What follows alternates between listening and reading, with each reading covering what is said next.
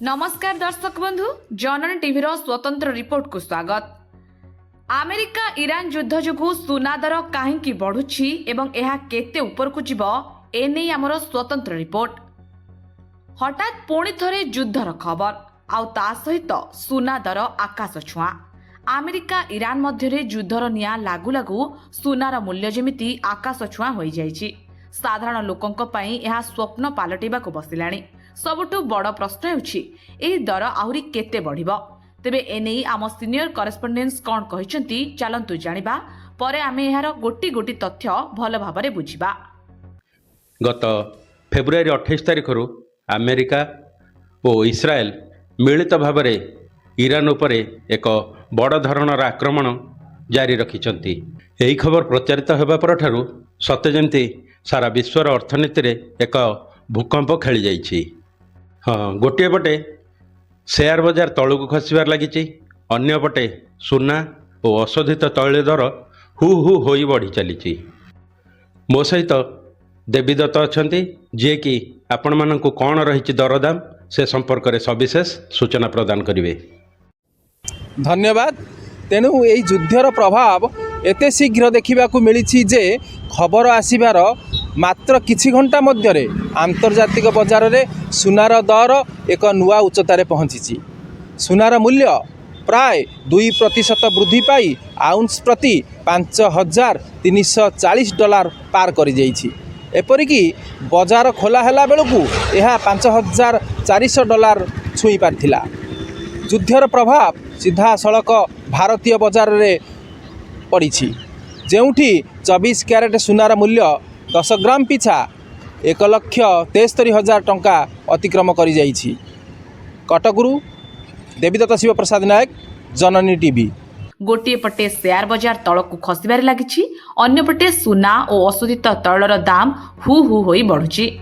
एही युद्धर प्रभाव एते शीघ्र देखा मिली जे खबर आसबार किछि घंटा भितर अंतर्जातीय बजार सुना दर एक नुआ उच्चतार पहुंची। सुनार मूल्य प्राय 2% वृद्धि पाई आउंस प्रति $5,340 पार करिछि। एपरिकी बजार खोलिबा बेले यह $5,400 मध्य छुईथिला।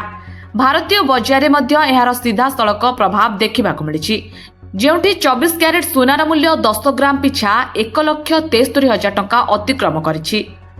हठात एमिति हेबार कारण कौन? आपणक मनरे प्रश्न आसुथिबो, युद्ध तो चलीछि अमेरिका और ईरान भितरे, किंतु एठी सुना दर काहेकि बढ़ुछि? एहार सबुठारु बड़ कारण हेउछि सुरक्षित आश्रय बा सेफ हेवन इन्वेस्टमेंट।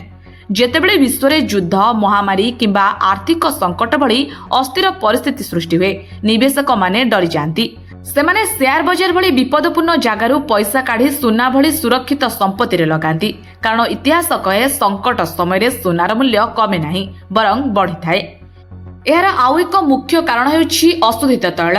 ईरान विश्वर एक प्रमुख तैल उत्पादनकारी देश। युद्ध जोगु तैल उत्पादन और जोगाण बंद हेबार आशंका सृष्टि होइछि। एपरिकी तेल परिवहनर मुख्य रास्ता होर्मुज प्रणाली बंद हेबार भय रहिछि। एहा फଳରେ अशोधित तैल दर आकाश छुआ होइछि, जहाँ गत 15 मासर रेकर्ड भांगी। आउ जेतेबेले तेल दर बढ़े, परिवहन खर्च बढ़े एवं सबु जिनिसर दाम बढ़ी जाए, जहाँ आमे मुद्रास्फीति कहू। एही मुद्रास्फीति निज पैसा को बंचाइबा पई लोके पुणी सुना किणती, जहाँ दर को आहुरी ऊपर को नहीं जाए। भविष्यत कलना आगकू यह केते ऊपर को बढ़ी पारे। तेबे एबे सबुठारु बड़ प्रश्न, सुना दर आगकू आहुरी केते बढ़िबो? बजार विशेषज्ञ कहवा अनुसार जदि एही युद्ध लंबा समय धरी चले तेबे सुना दर रे आहुरी बड़ धरणर वृद्धि देखा मिलिबो।